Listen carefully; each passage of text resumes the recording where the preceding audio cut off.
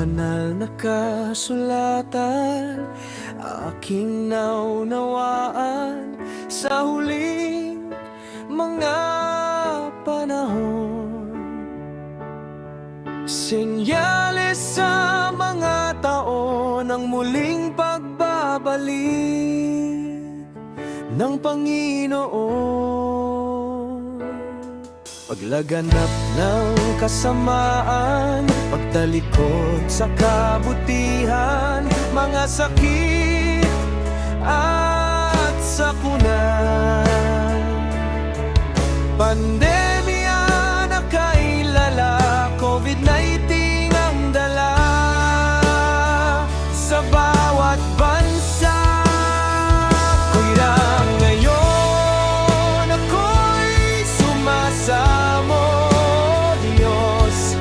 Dinggin mga dalangin, mga anak nyo. Kami ligtas nyo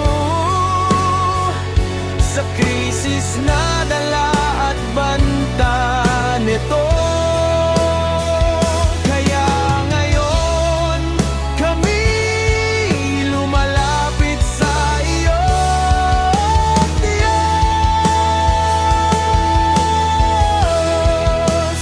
upang palakasin tiwala sa iyo, upang aming tanggapin ang kagalingan.